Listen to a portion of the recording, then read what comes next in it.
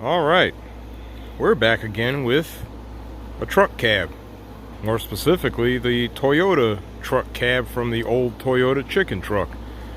Off camera, I took a minute to snatch this thing off of the frame with the trusty tractor.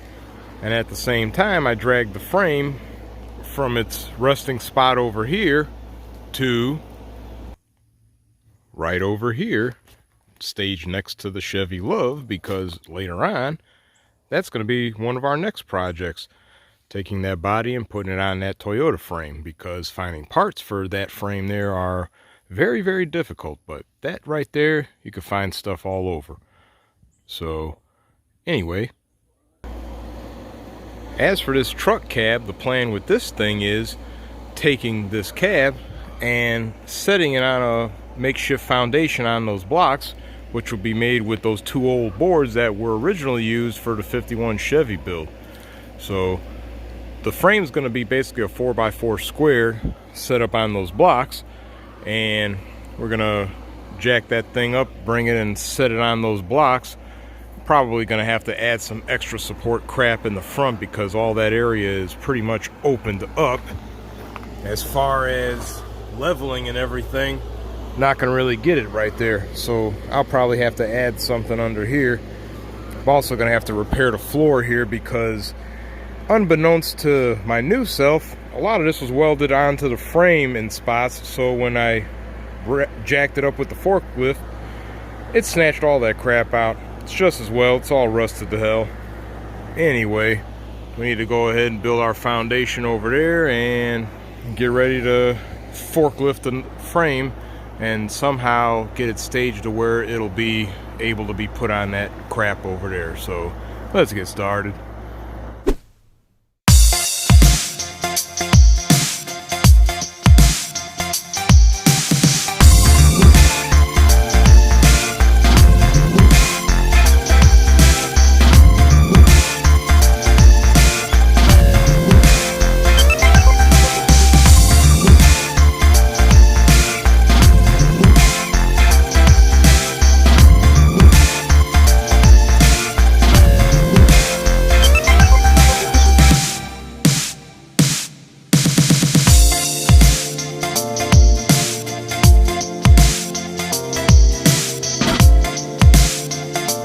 Now let's see what we got to do to use that thing to get that thing onto this thing. This is going to be fun.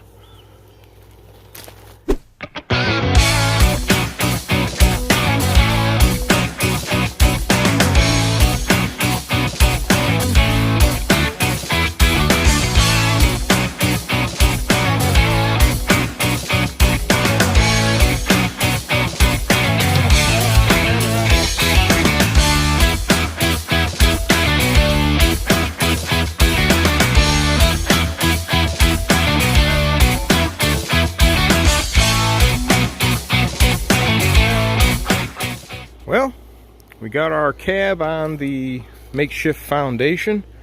It more or less seems to fit just fine. As far as the frame of the cab and everything, it kind of sat nicely on the squared foundation, but yeah, that was entertaining trying to muscle this thing around. But it seems like it's actually balanced pretty good.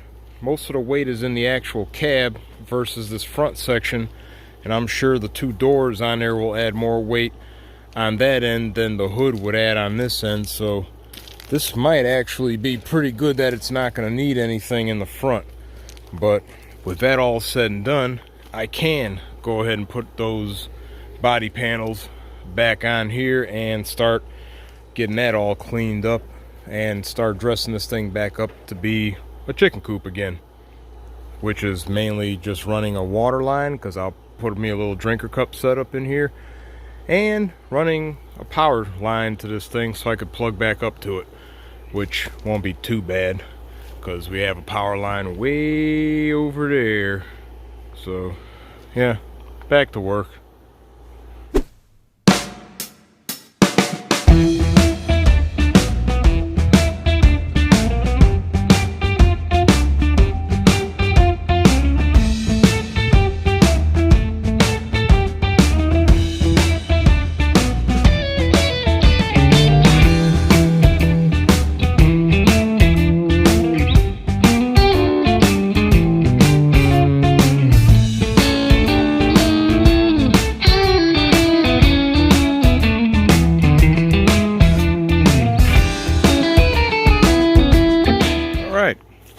we got our doors and hood back on. Everything closes like it always did. So with that all said and done, I can probably go ahead and drill me a few holes along the path where the foundation boards take and put me some deck screws with washers down to secure this whole cab to our foundation. Then from there I can go ahead and work on that floor in the nesting box area. Stand by. Alright, got 4 spots where I anchored screws down. They're mainly at where the body mounts are at. I drilled a small hole in the lower portion of that metal to get as close to the wood as possible, and put a washer on the screws and went in there, there, and there. So our cab is attached to the wood foundation. Next thing is going to be our brooder box area or nesting area or whatever this might end up being. But got to cut this metal out and weld some fresh sheet metal in place so we can move on. So let's do that next.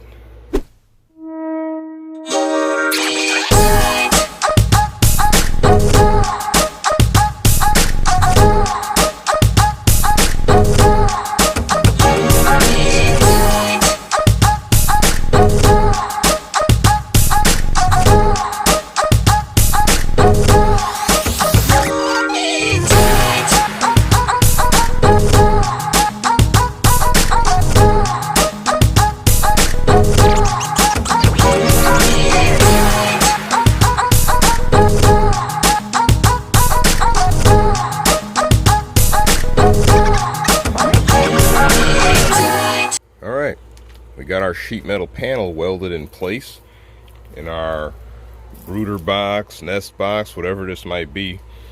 It's all welded in all the way around, ready to rock and roll. Go over to the back real quick. We also have power back on this thing.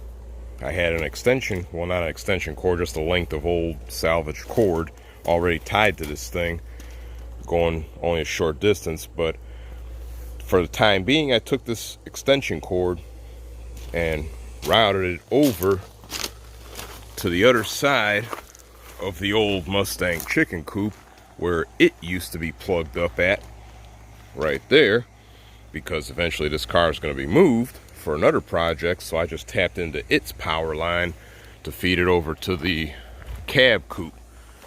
Now, next thing is going to be figuring out how to set up a water supply in here. I'm more than likely gonna, well, obviously I'm gonna salvage the old watering apparatus that was in the bed portion of the Toyota chicken truck. I'm probably gonna put the drinker cup portion maybe like right there, and then just put some type of platform or whatever to hold the bucket and everything, and then have the hose hooked up. I'm contemplating maybe hooking it up, putting in a little splitter on that water line so I could go ahead and feed the minivan and the cab coupe. We'll see. I'm trying to do all this cheap. Let's finish this up. Alright, what we came up with on our water apparatus, using the same stuff that was in the Toyota truck before, I took our drinker cup manifold right here, took away one drinker cup to save on space. I cut a hole right there in the back of the cab to allow the pipe to go out. I put an angle brace right here with self-tapping screws and a zip tie to hold the end of the manifold in place, and a single screw strap holds this end in place to make it nice and solid. On the outside, the little hole that I cut out, I bent the tab up to use that as an anchor point with a zip tie. As for our reservoir, it's standing on a plain old metal can that I had laying around to get it at the height I need, because trying to fabricate some type of platform to hold 15 plus pounds of water, nah, we're not doing that. But it's on the can here with the hose nipples and hose and all that garbage hooked up. It's currently filled with water to test for leakage, but